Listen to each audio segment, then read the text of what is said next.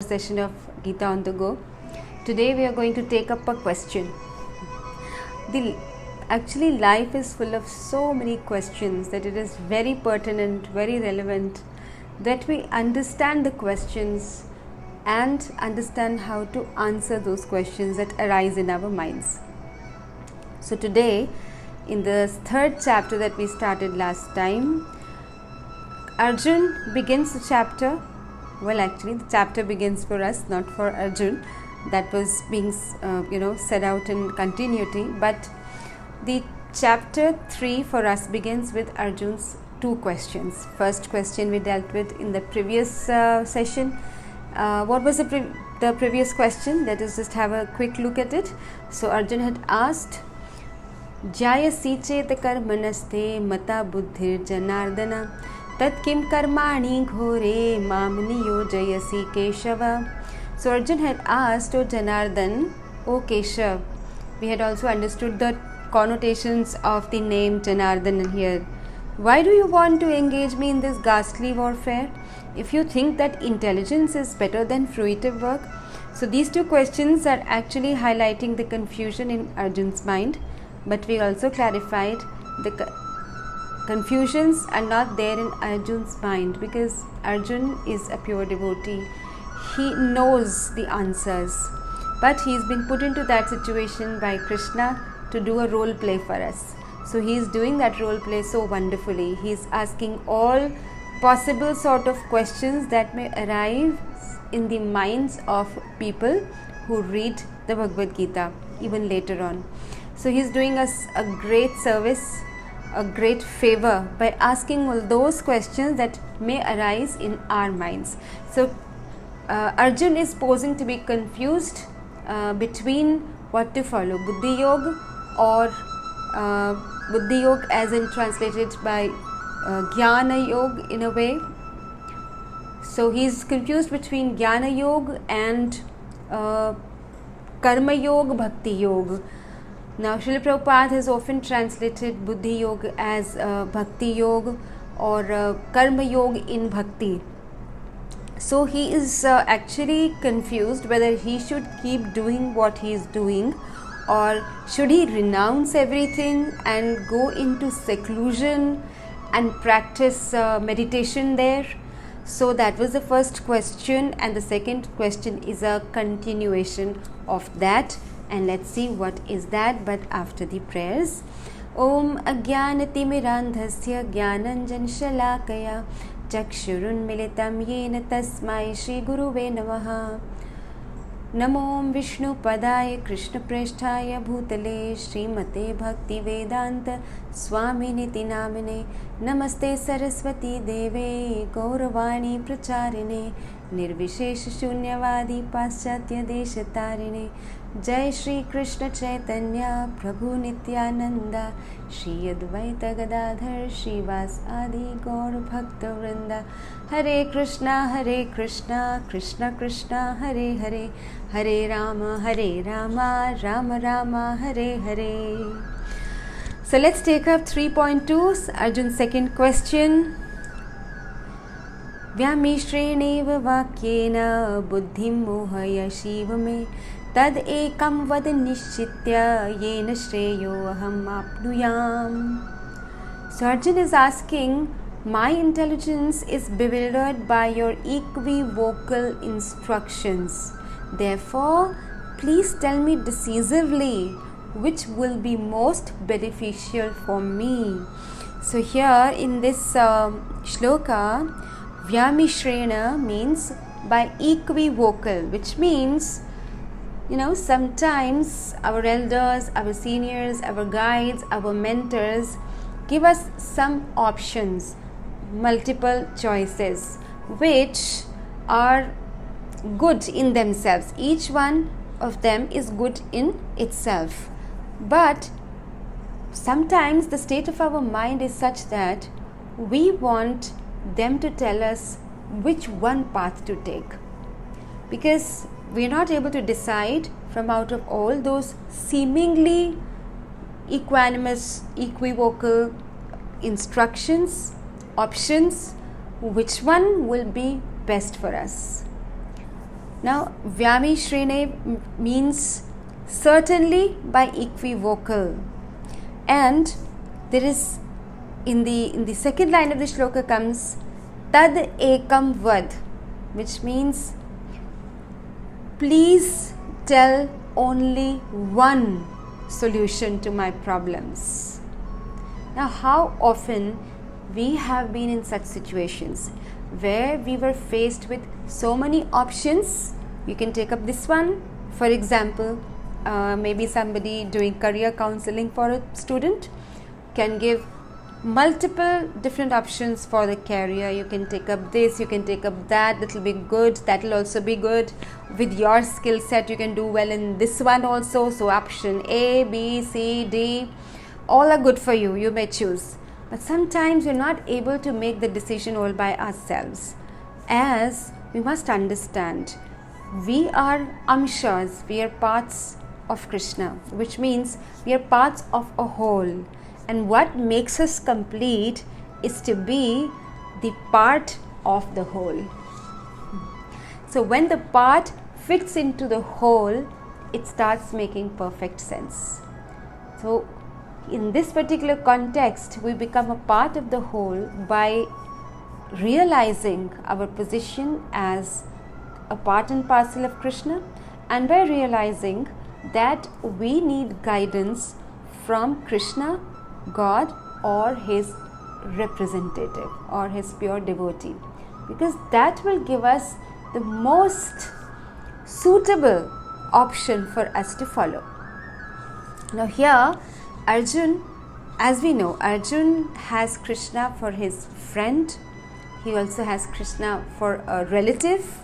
He's a cousin brother, right? So initially he's been talking to Krishna as if he were his friend, his bosom friend, long time friend.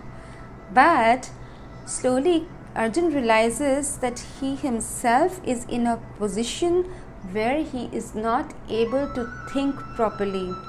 He is very confused. He is flabbergasted, if I may use that word. So in 2.7, if you remember, he had just given it up. He had said that I am afflicted by weakness of the heart, and I can now realize that I'm in no position to make good decisions, the right decisions for myself. And that is when Arjun made this very important decision to make Krishna his guru. Actually, Krishna is Guru. He is Jagat Guru. He is everybody's Guru by default. The only problem is that we don't realize that. Now here, since Krishna is acting as Guru for Arjun, Arjun is asking for unequivocal conclusions from him, which means by hearing you give so many options.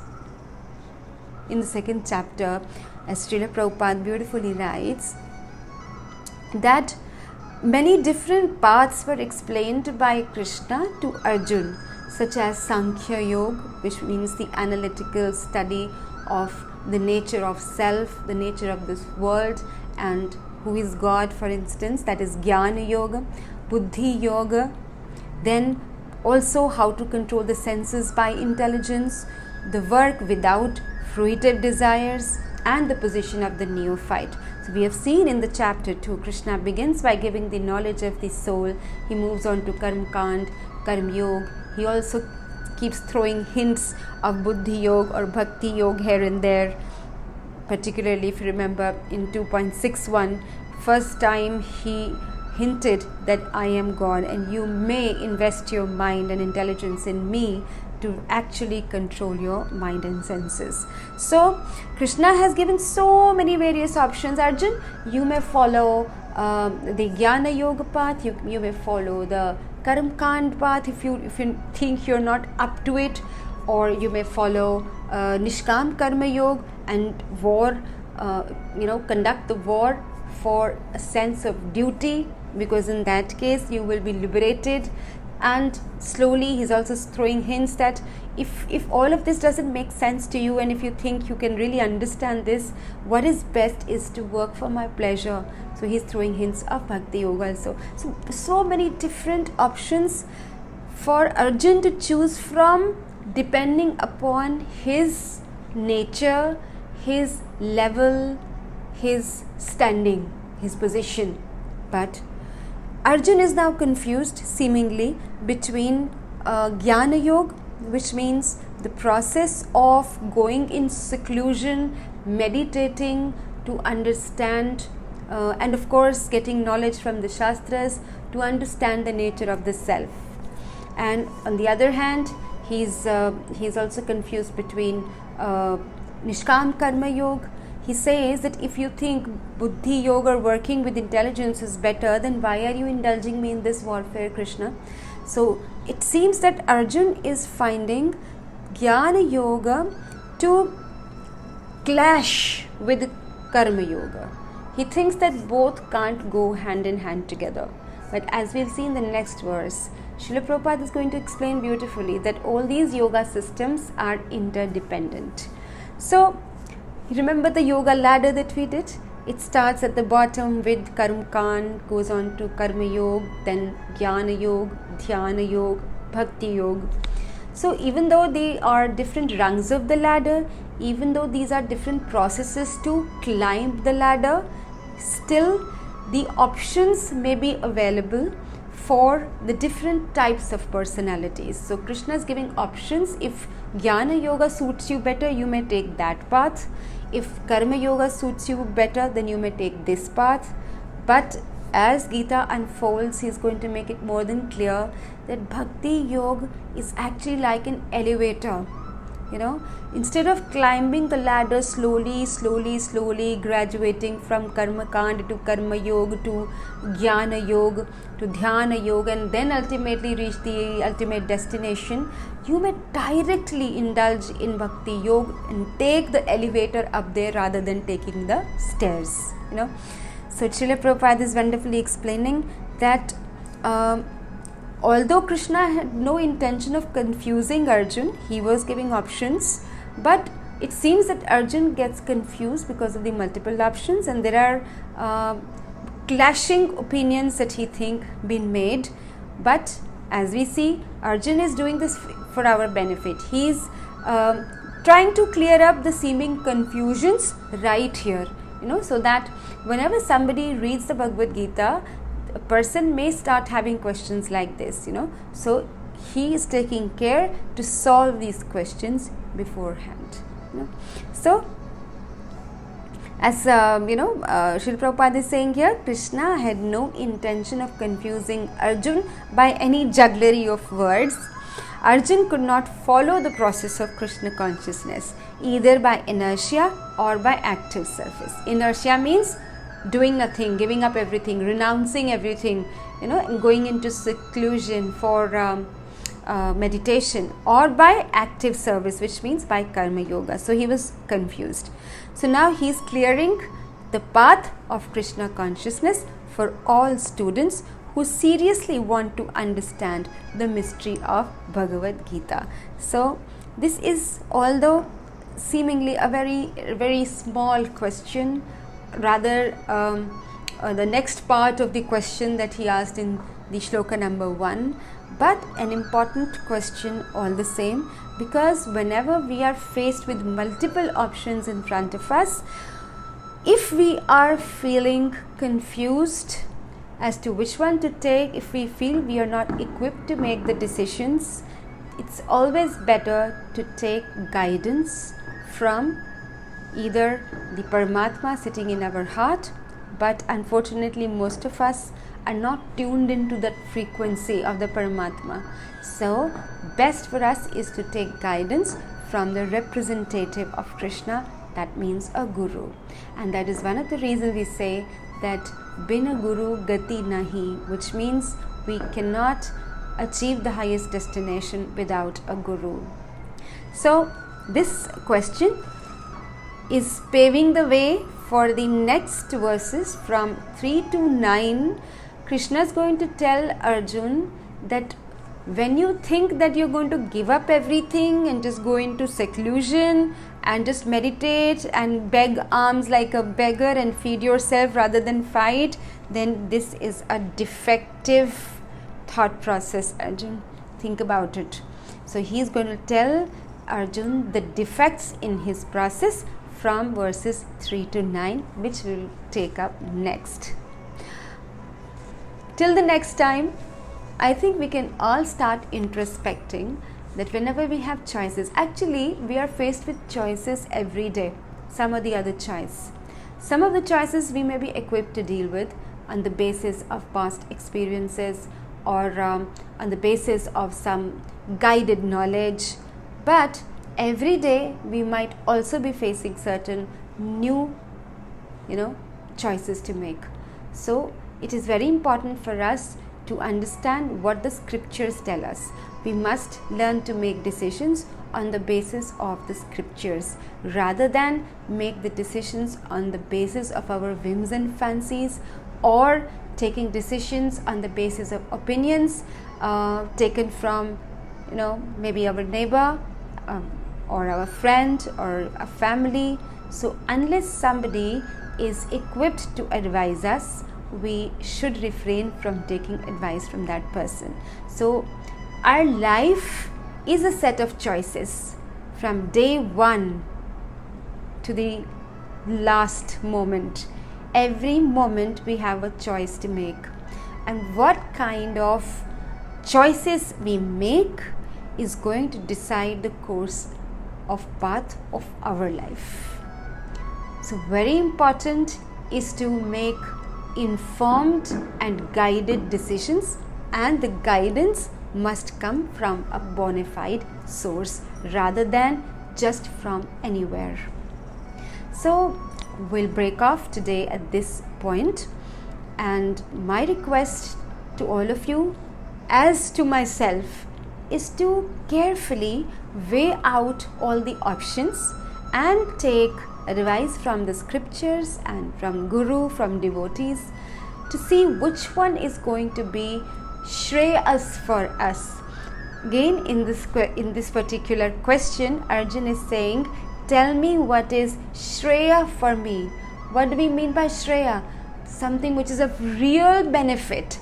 Now Krishna mentions two kinds of I would say activities here, Shreyas and Prayas. Prayers means something which we like doing for that time being, or let us say for the short term it's going to give us some pleasure, it's going to be enjoyable for us, but in the long run that activity will turn out to be contrary, it is going to be bad for us. So prayers is like nectar now but like poison later, but Shreyas is not like that. Shreyas means something which is good in the long run. It is the real benefit for us. I think we can all cite some examples from our life about Shreyas and Prayas. If somebody asks us what is Shreyas, eating Karela or eating ice cream, what will be our answer? Obviously, eating ice cream would be very enjoyable for the time being, for that moment, but invariably has some very bad repercussions for later. Well, depending on person to person. For myself, for instance, I cannot eat ice cream without falling sick. For other people, they may be a little more immune to the ice cream, but still the effects are there inside to see later on. So eating ice cream is Prayas, but eating Karela is Shreyas, which means it tastes bitter at that point of time, but is going to strengthen our immunity and health for the time to come. So there are some activities which are Shreyas and some which are Prayas. So Arjun is being so intelligent in asking Krishna, tell me what is Shreyas for me, which means which is of real long.